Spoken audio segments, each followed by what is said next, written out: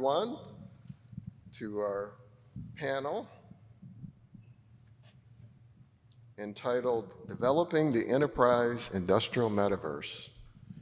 And I know the metaverse has really taken some hits recently, but hopefully the panelists will demonstrate and give you some ideas that, the industrial metaverse, it never really grew as big as the commercial, but it didn't also die the horrible death that it did. So what we're going to do is first we'll have quick introductions. Everyone will give you an idea of where they are in their journey, and we'll ask some targeted questions for a few people, and we'll try our best to leave some time for questions and answers. So Guy, you want to start and introduce yourself? I'm Guy Messick. I'm the Senior Director of Digital Technologies for IA Interior Architects. So our perspective is from the sort of design world. Yeah, Mohammed Anwar, Ford Motor Company. So I'm responsible for scaling XR technology to production in the industrial environment. So we involve in POC stage, transition to pilot, and deploy it in production. And I'm Rajat Lokesh. I'm an XR developer at SLB, formerly known as Schlumberger. And what I do is I create XR prototypes, evaluate XR hardware and software, and I also help other people within the company understand and adopt XR. Hi, I'm Mick Welch with Albertsons. I drive then the product. I'm a senior director then of innovation and product within our what we call off-platform programs. So things that are kind of outside dealing with partnerships. My name is Nikki Poonawalla. I manage transformation programs related to metaverse and artificial intelligence at an engineering services company. So a good cross-section of industry here. So let's go ahead and get started. Tell us where you're at in your journey, and this time we'll start at Nikki and work our way back.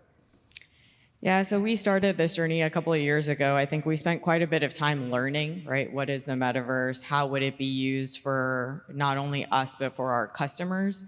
And we went really fast for about 8 months. And then we kind of hit the brakes and we were like, wait, we're a services company.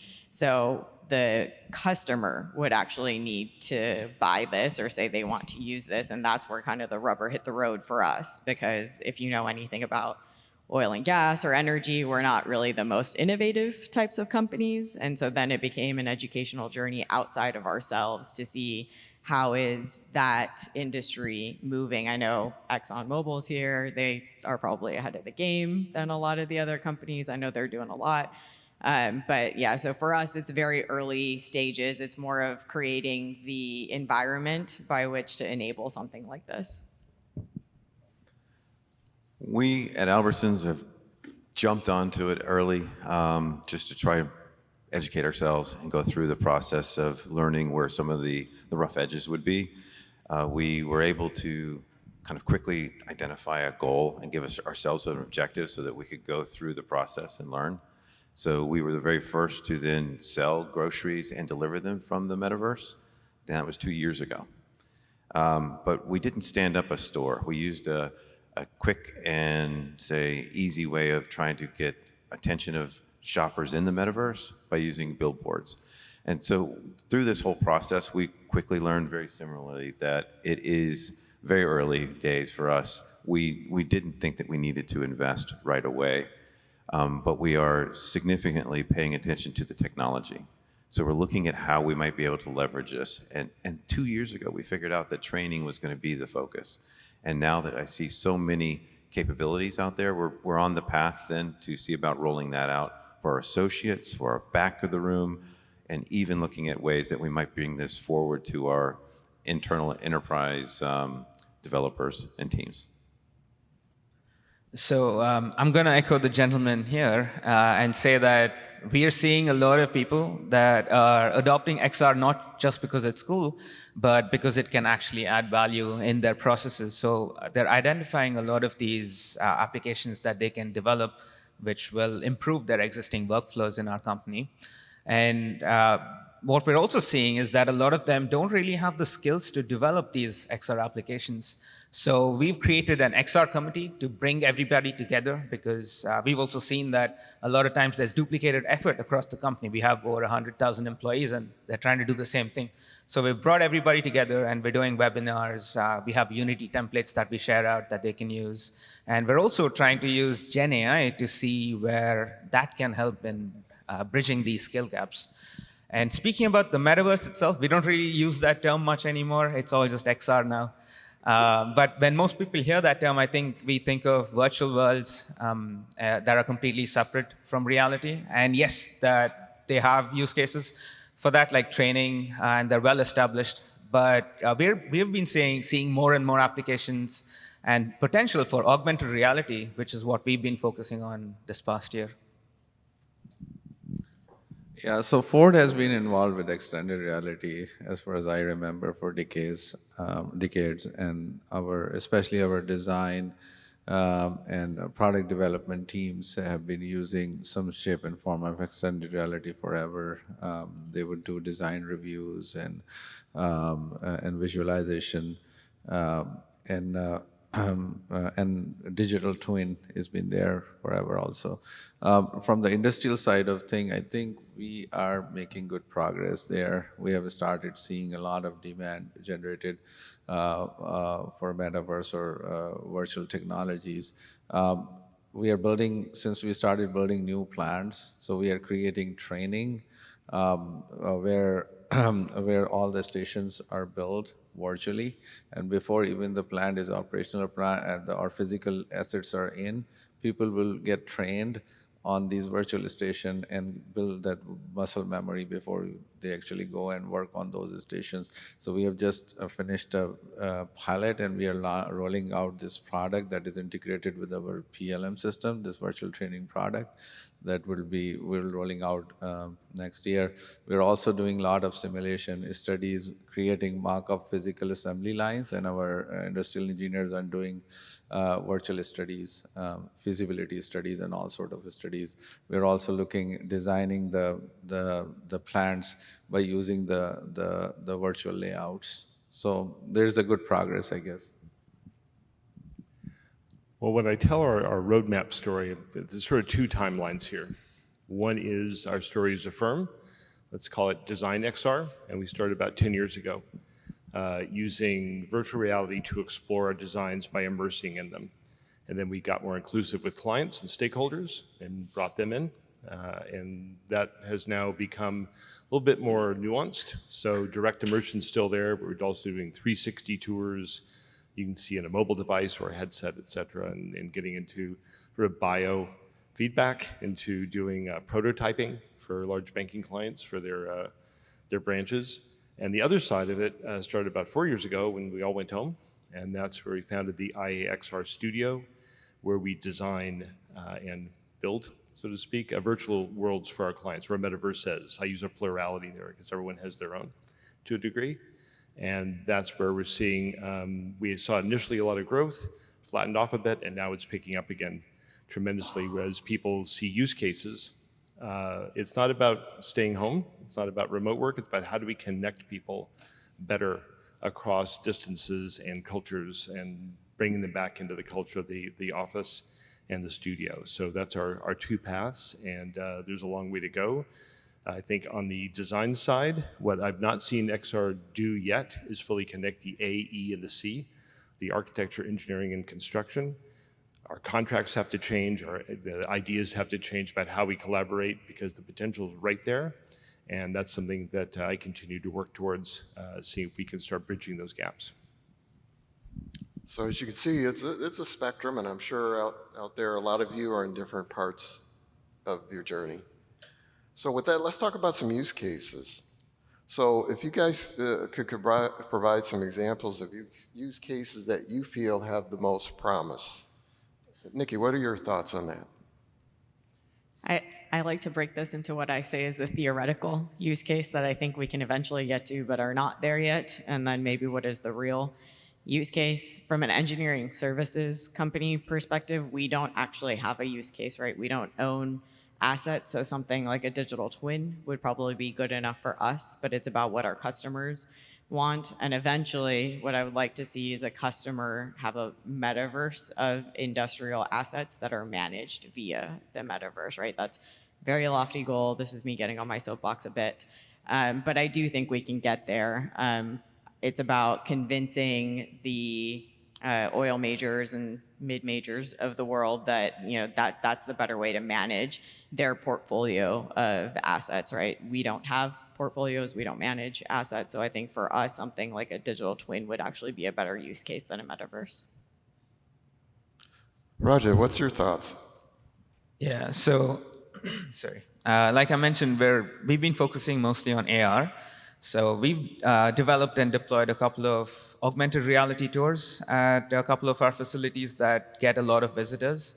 So one of these is at our Menlo Park Center, where a visitor arrives, you give them the HoloLens. It's a fully self-guided tour of the facility. It gives them an introduction to the facility, and it tells them about the history, and then it takes them around the building, where they see 3D volumetric videos of the different team managers, and they talk about their respective teams. And at a manufacturing facility in Houston, we have a similar tour, but this one is a guided one where there's a tour guide also wearing a HoloLens too, and they still see all the holograms around the building, but then the tour guide can also talk to them. And to build both of these, we made use of Microsoft's Azure Spatial Anchors, and they decided that they're going to shut that down next month, so that's going to be fun. But we might end up building something better, maybe with the Apple Vision Pro, and this one will probably be AI enhanced as well, because why not? But yeah, we did get a lot of positive feedback though for the tour itself, so it was a pretty interesting use case. But yeah, we got a lot of complaints about the device because it is very clumsy, it's hard to use. Also, the battery wouldn't last that long. And it kept getting kicked off our internet for some reason. So what we did is we decided to take a step back this year and look at handheld augmented reality for phones and tablets. So we're seeing a lot of potential there, actually, until we get like maybe the Meta AR glasses. So that's one use case. And the other one is we're seeing a lot of potential with fully automated facilities, completely run by robots. And we're trying to figure out how we can use XR to basically manage these robots and the facilities. So we might have seen the Tesla demo recently. I don't know if Tesla ever confirmed, but those robots were definitely human operated, and most probably also VR operated. So that's something similar to what we're trying to do. Interesting. Guy, what are your thoughts? Okay. Starting with I mentioned a few basics earlier. How do you explore design? And that's gotten a bit more diversified.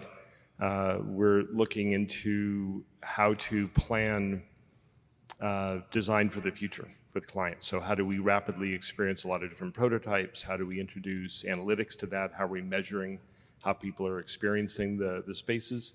Getting some KPIs into this world is not super easy, but we're getting there.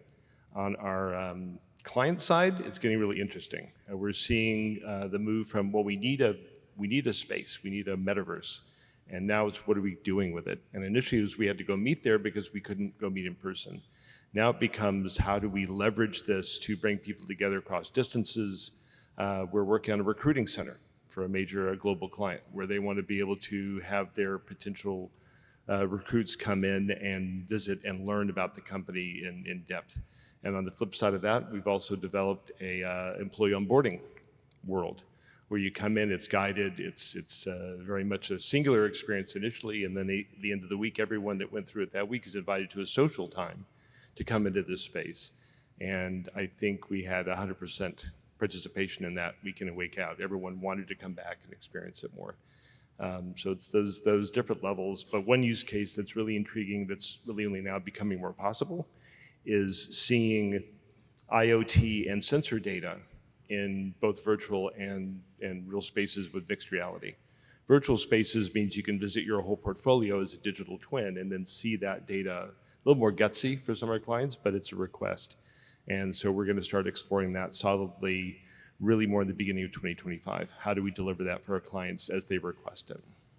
So collaboration, onboarding, controlling robots. Oh, it's quite a vast of use cases. I'd love to add just something to that. I'm most excited about the opportunity to maybe, like you were saying, look at the data, because we're always driven by data decisions and we're hopefully informed decision making.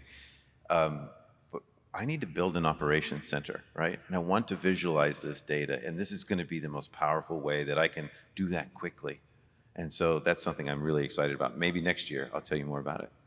Well, I think you're going to see, I mean, there was always some level of virtualization when you're building structures. Okay? I think you're going to see it become the norm. Yes. And a 3D version of it will be the norm. Okay? So with that, let's talk a little bit about scaling. Everybody's always asked, so we're, hopefully we're beyond the POC purgatory. So now we're having scaling discussions. So give us some idea of how you've been able to scale. Nick. Well, we've gone beyond purgatory because of a lot of the stuff that we've done in the beginning. So we were very diligent in how we defined our problem. We really looked into the whys, the deeper understanding of it. And by doing that, we were able to build a better plan. So our milestones were built on purpose so that we could have a stronger understanding of the successes along the way and be able to promote that. But it was also able to show progress along the way. And so that was really critical. And then the next piece that really helped us get beyond the purgatory was really a focus on just selling it in, just having demos early as much as possible to be able to then go in and kind of build that collaboration, build that understanding, and get that buy-in right away. And then there's the concept of getting that funding and everyone else getting behind it. So the funding was critical. Then the next piece would be then being able to have regular feedback. Having that feedback loop is critical so that we could then iterate and be able to really focus in on the value that the business needs. And so we could validate that, and then celebrating our wins, building the right teams, and being able to go and just drive something that had the momentum behind it. And that's really what got us beyond our purgatory, enabled us to scale. And I didn't hear IT mentioned once. When I said stakeholders, I meant IT. Career IT person. Anwar, your thoughts? Yeah, I think we have a very good success rate converting our POCs into pilots and into production.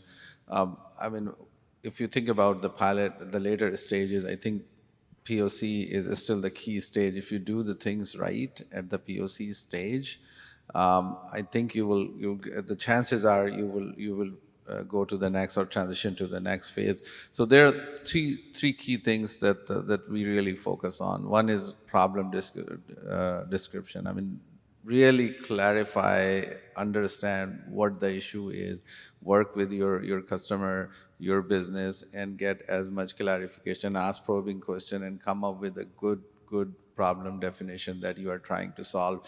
And then ask yourself, okay, is what I'm providing, what technology I'm providing them will be suitable to solve that problem. The second is basically work on a success. What is your success criteria? How are you going to measure the success? What will it mean? When they're going to say, oh, I'm done, it's great.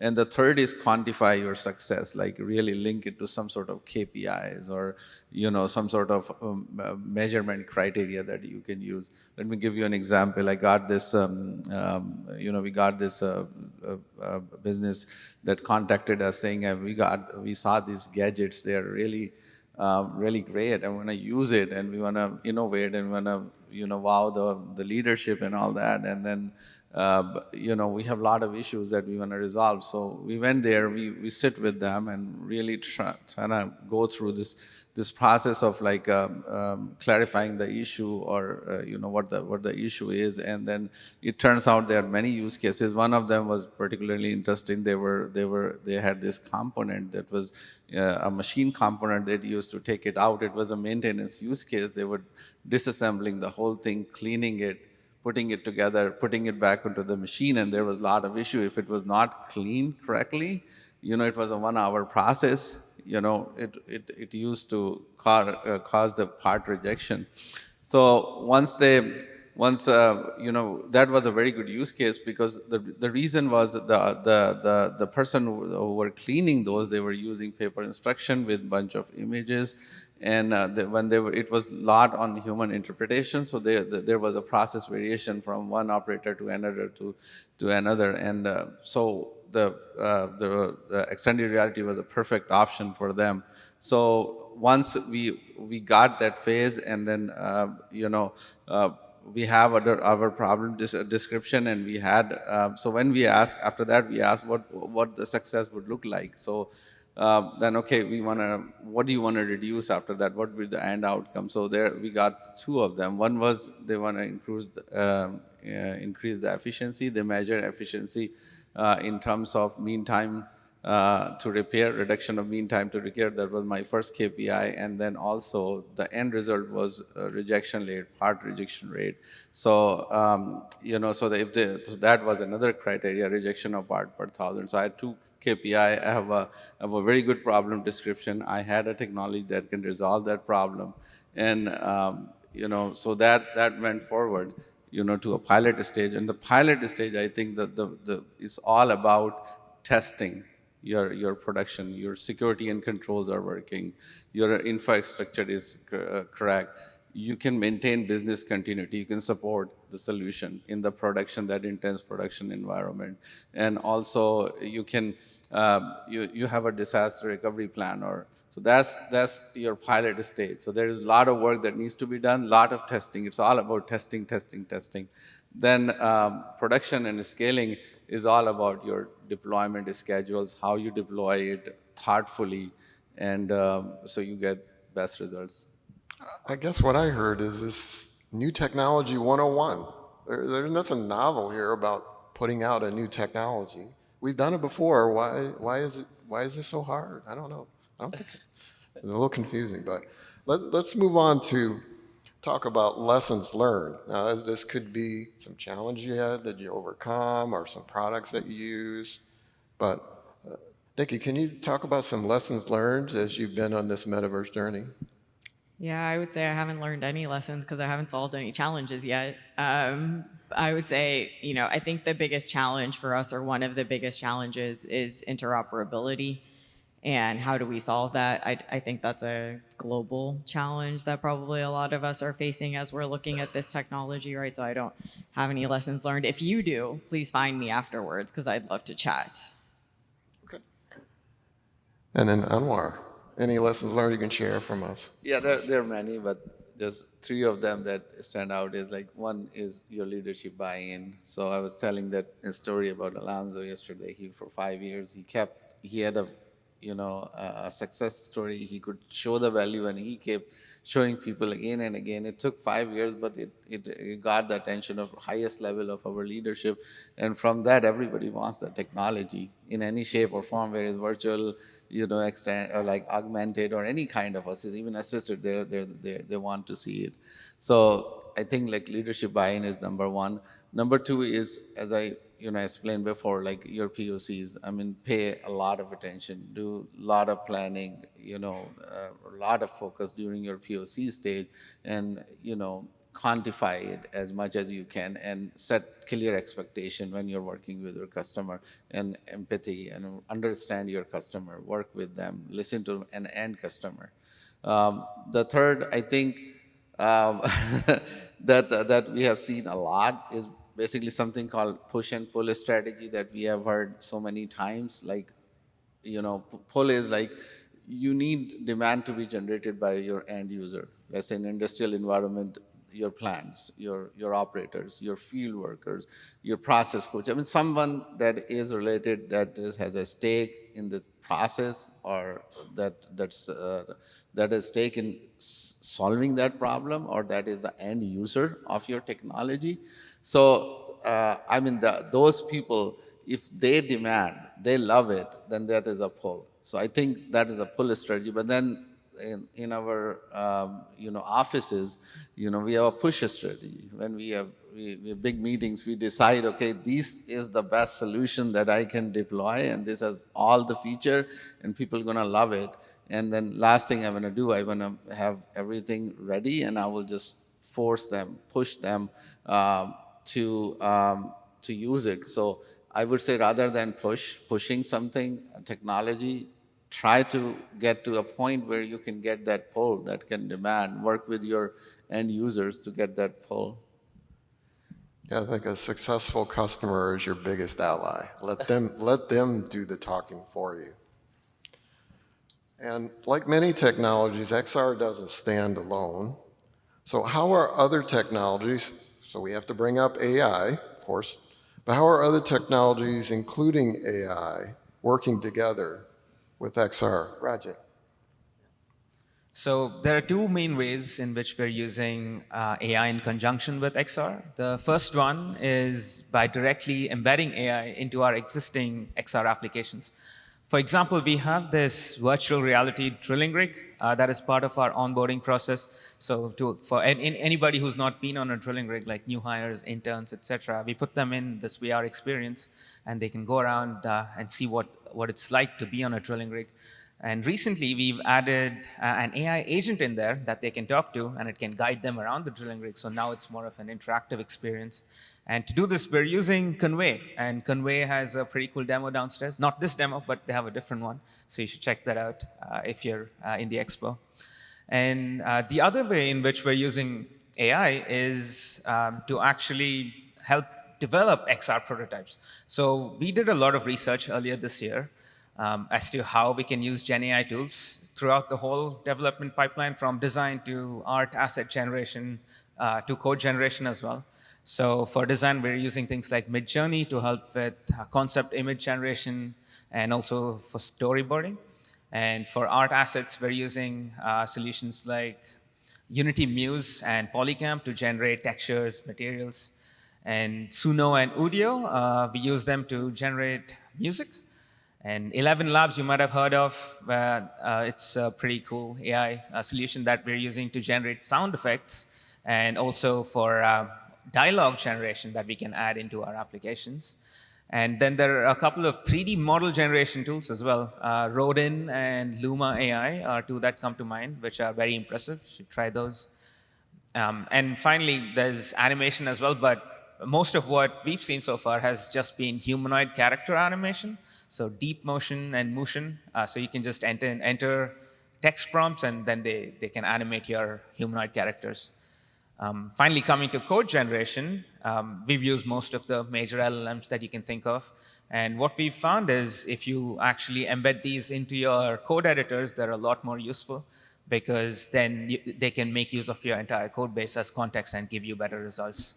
And you can also use them for not just code generation, but also to generate documentation, to help with project setup. And yeah, I'm sure there's a lot more use cases to explore there.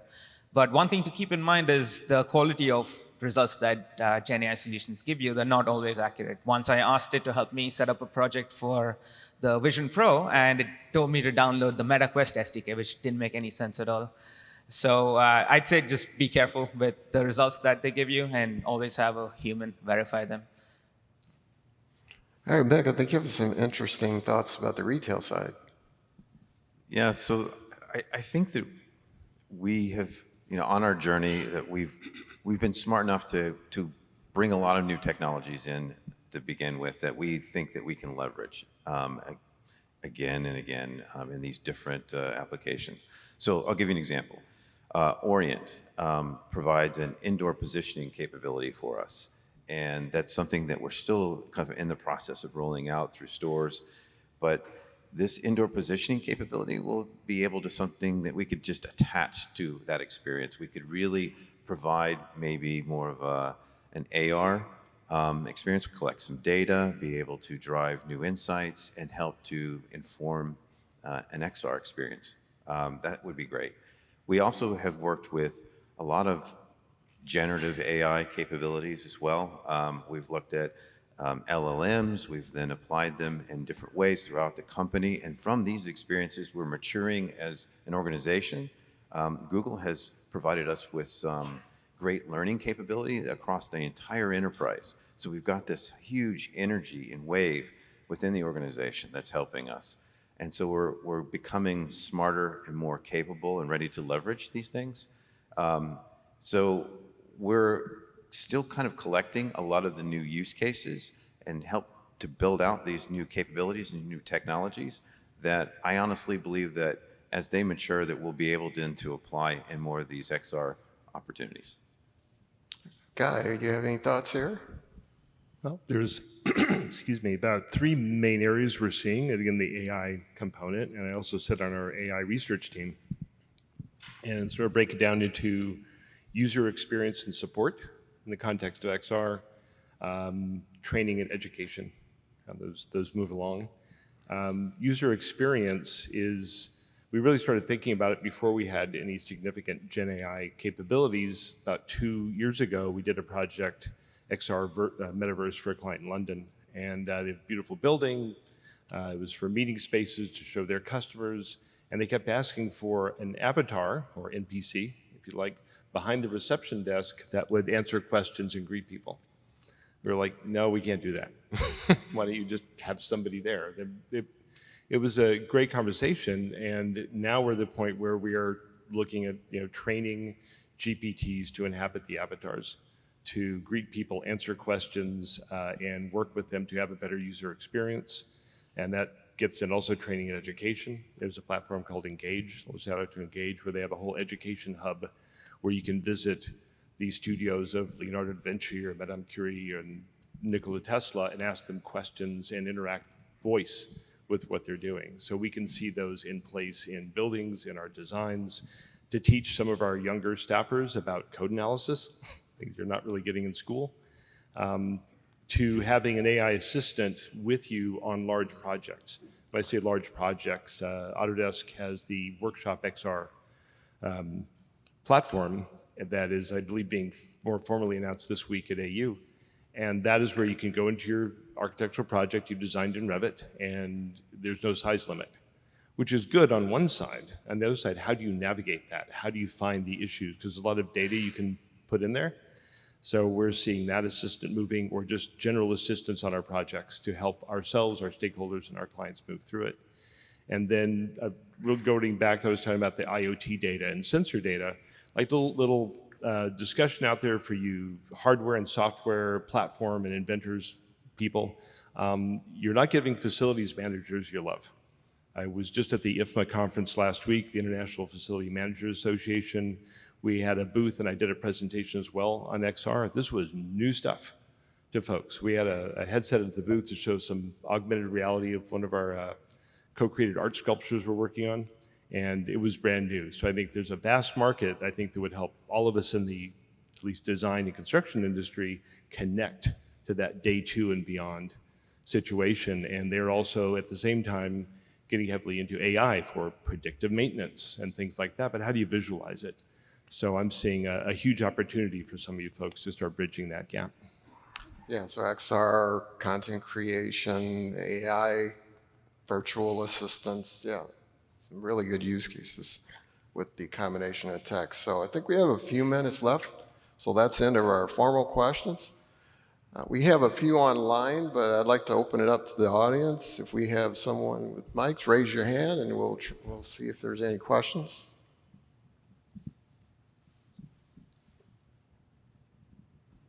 If not, we have some that are online, so I'll just open it up to the group. How can I promote the metaverse as a viable business solution that will have a high ROI on my clients? Have anyone heard the word ROI since we've been here? Maybe. Any thoughts? I'll say that it starts with that planning piece, right, that I described earlier, right? if you really truly are targeting a valuable use case or a problem that you're solving, and you do deeper understanding of those challenges, and you're really addressing that, and you're also able then to build out that milestone path that says, this is the progression that we can get to, and that kind of sets everyone on the right stage of what to expect at each of the different milestones. And then you use those metrics, right? You prove out your value each of the step of the way. I think that's really how we go about it to begin with. So I agree with that. I would also say that sometimes we need to change the definition of ROI, right? So instead of thinking about it as return on investment, maybe there's another metric that's really important to your company, like safety, that you can use to build your business case, right? So it's not always about the investment. I think last year I heard somebody call it return on impact. I also heard somebody say return on implementation, right? So don't be afraid to challenge what the traditional definition of ROI is to build your business case. But yeah, you do really need a good problem that you're solving, right? In either way to get to what your use case will, or what your metric will be. Yeah, and I think it's important to first define what the metaverse even means to you, and also to target like the low-hanging fruit within your whole system, because a lot of times what we try to do is we try to go for these huge, big system-changing use cases, and they don't always work out. And a lot of times you only get this one chance to prove the value to leadership or even other stakeholders. So a lot of times it's better to go for these low-hanging fruit, just minor systems that you can improve with the metaverse or XR, and then go from there. Just build from there, I'd say. So I'll open it Can I up. add to that just for a bit on ROI? Either that or we don't get another question. I got a question for you, though. Okay. Okay. First I'll ask, is any questions from the audience? Okay, here's our second question online, and Guy has a really good answer for it. Have you experienced challenges with the tech around accessibility and inclusion? Yeah, it's a great question. We've been talking to clients about this for like 4 years and more, and we bring up the idea of inclusion and equity and how XR can help with that, especially if there's some neurodiversity going on or mobility issues, you can join in and feel connected. Co-presence in VR, if you haven't experienced it, it's not to be discounted. It can be a significant connective thing between people. So we were focusing on that. So you put on the headset and you can alter your light levels, sound levels, the type of interaction. It's great. Except what we didn't think of and need to now, based on this question, is what about the interface, the headset, the controllers in your hands? It becomes more of a physical disability study. And I think it would be good as an industry to start thinking about what is that next level of accessibility with the hardware alone. And so I think this is, that really provoked me to start thinking in those terms. Going, yes, on one hand, extended reality is a tremendous boon to a lot of people to connect them. And we've got a staffer that is dyslexic and super talented and creative, and she feels a lot more comfortable exploring designs in a headset than looking at paper or the screen. That's great. But the physical nature, I think, is going to be a topic coming up. So that brings our session to a close. I'd like to thank you, audience, for participating. Let's have a round of applause for our panelists.